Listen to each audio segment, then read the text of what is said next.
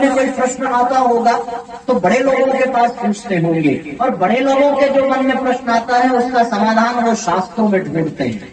कहाँ ढूंढते हैं? शास्त्रों में ढूंढते हैं, पुराणों में ढूंढते हैं, किताबों में ढूंढते हैं कि भाई उस समय के लोगों ने ऐसा किया था। पर मैं सत्य कहता हूं, उन शास्त्रों को समझने के लिए साधारण बुद्धि से काम नहीं चलेगा। साधारण बुद्धि हमें उन शास्त्रों को समझा नहीं सकती। यदि आप शास्त्रों को समझने का प्रयत्न करें तो आप उलझ करके रह जाएंगे, आप परेशान होकर के रह जाएंगे, आप बेचैन होकर के रह जाएंगे कि इसमें दो तरह की बातें तो कही जा रही हैं। एक ही शास्त्र में कई कई बार दो तरह की बातें कही जाती हैं। आप कल्पना करके देखो तो आपको लगेगा कि इस समाज में आदमी बहुत उलझा हुआ है, उसको समझ में नहीं आता कि क्या उचित है क्या अनुचित है, किसको सही माने किसको गलत माने। हर व्यक्ति परेशान रहता है और ऐसी स्थिति में उसकी परेशानी का समाधान कहाँ से हो सकता है, ये बात लोगों के समझ में आनी चाहिए।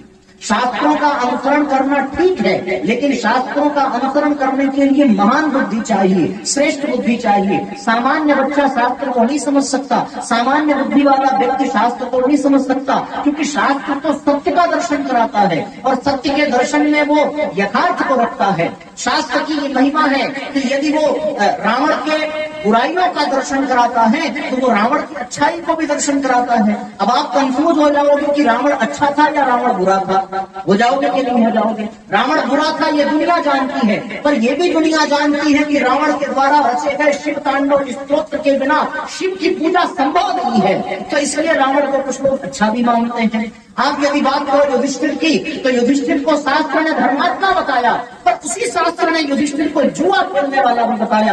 तो अब युधिष्ठिर को अच्छा माने या बुरा माने? शास्त्र की बात करें तो शास्त्र ने दुर्योधन को बुरा बताया, लेकिन दुर्योधन की एक खास बात शास्त्र ने बताई कि उसके अनुसार पितामह भीष्म को भी चलना पड़ा, द्रोणाचार्य को भी चलना पड़ा, उसके पिता महाराज धृतराष्ट्र को भी चलना पड़ा, उसके मित्र कर्ण को भी चलना पड़ा। क्या जाता था दुर्योधन के पास और क्या मैनेजमेंट था दुर्योधन के पास कि उसकी बात को कोई टाल नहीं पा रहा था। ये शास्त्र दर्शन कराता है। आप कल्पना नहीं कर सकते कि शास्त्र की बातें आपस में विरोधाभास कराती हैं। आप यदि मुस्लिमों का शास्त्र उठा करके देखें तो आपको लगेगा कि पशु बलि और हिंसा ही धर्म है, लेकिन आप जैन धर्म का शास्त्र उठा करके देखें तो आपको लगेगा अहिंसा परमो धर्म है। एक तरफ सत्य शास्त्र बताता है और एक तरफ असत्य बोलने के लिए भी कहता है। आपको कंफ्यूजन हो जाएगा कि आपका मार्गदर्शन हो कैसे। गलत तो नहीं कह रहा हूं, समझ में आ रही है सारी बातें? आपको सोचना चाहिए, विचार करना चाहिए कि हम लोगों को क्या करना पड़ेगा। एक तरफ शास्त्र ये कहता है कि यज्ञ नाम जप यज्ञोस्मि, अर्थात जप से बड़ा कोई यज्ञ नहीं है, और एक तरफ कबीरदास जी ये कहते हैं कि माला फेरत जुग भया, माला फेरत जुग भया, फिरे न मन का फेर। अब बताओ माला कौन करेगा? तो कंफ्यूजन हुआ कि नहीं हुआ?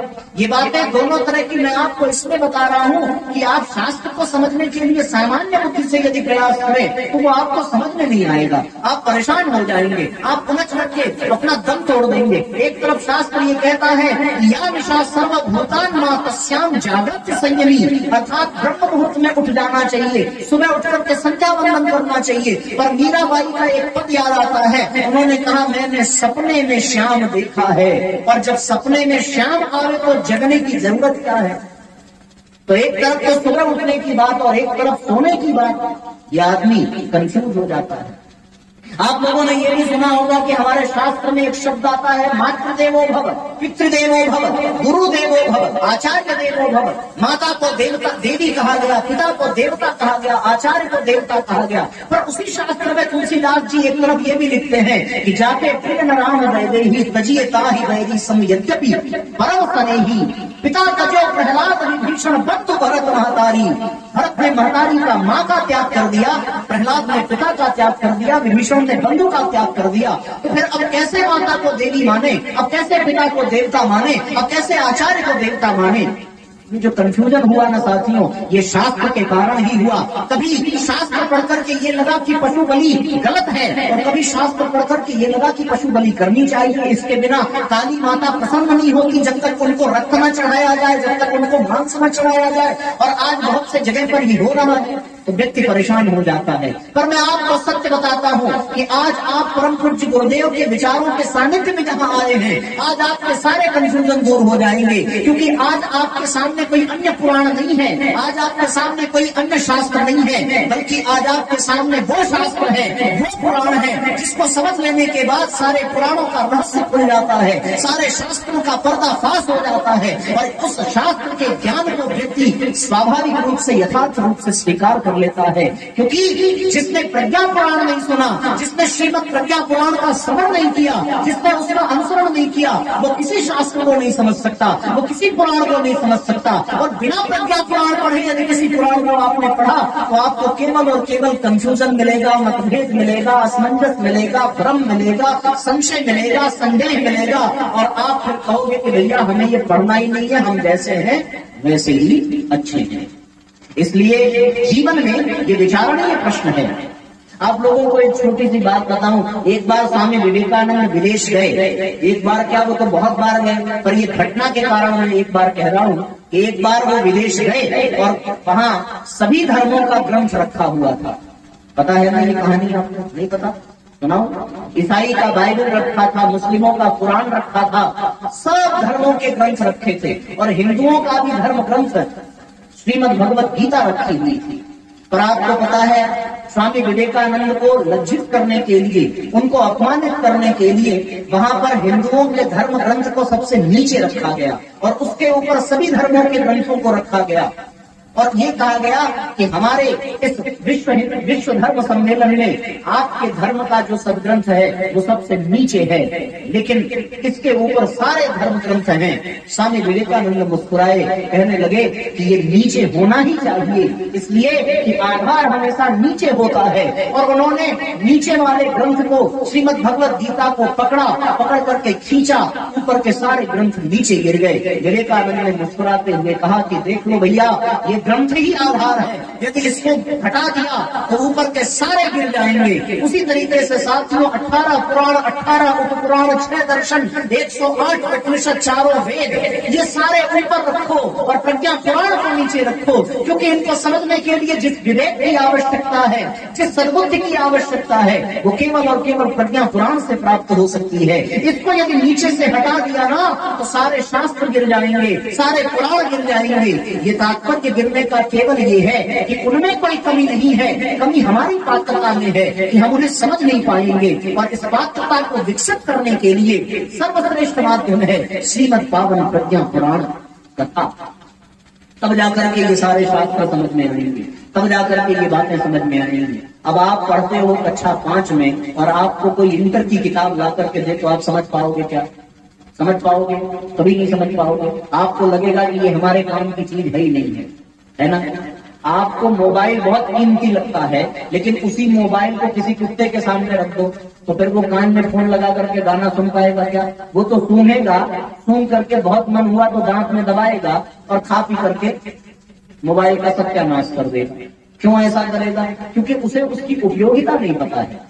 उसी तरीके से हमारे जीवन में शास्त्रों को जहां पर हम अपनी जिज्ञासा लेकर के जाते हैं समाधान के लिए, यदि हमने प्रज्ञा पुराण नहीं सुना, यदि हमने प्रज्ञा पुराण नहीं जाना, तो फिर वो सारे शास्त्र हमारे लिए बेकार हो जाते हैं, क्योंकि हम उन्हें समझ ही नहीं पाएंगे। उनको समझने के लिए बुद्धि चाहिए।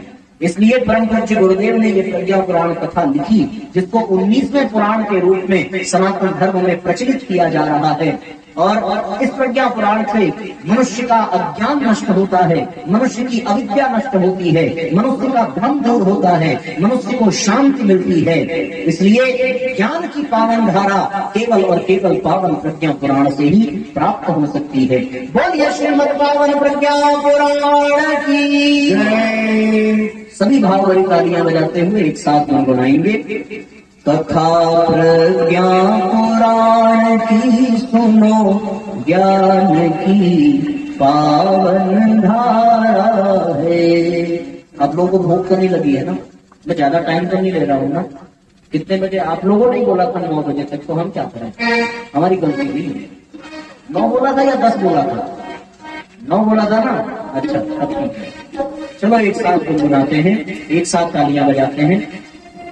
कथा प्रज्ञा पुराण की सुनो ज्ञान की पावन धारा है, कथा प्रज्ञा पुराण की सुनो ज्ञान की पावन धारा है, कथा प्रज्ञा पुराण की सुनो ज्ञान की पावन धारा है, कथा प्रज्ञा। एक साथ तालियां बजाते हुए एक साथ दोहराते हुए, पावन धारा है, मिटेगा जीवन से अज्ञान,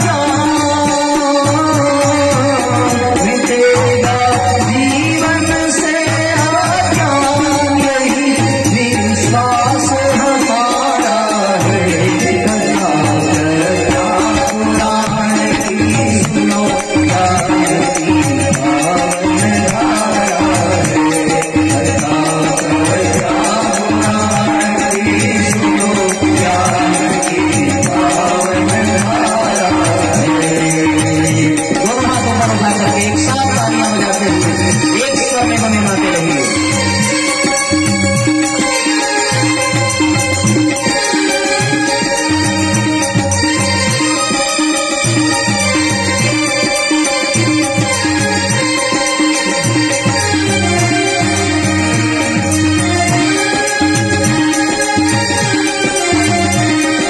दोनों हाथों पर उठा करके जय घोष करेंगे, बोलिए परम पूज्य गुरुदेव की जय। थोड़ी आवाज निकाला करो, अभी बजाना था, बजाना नहीं था।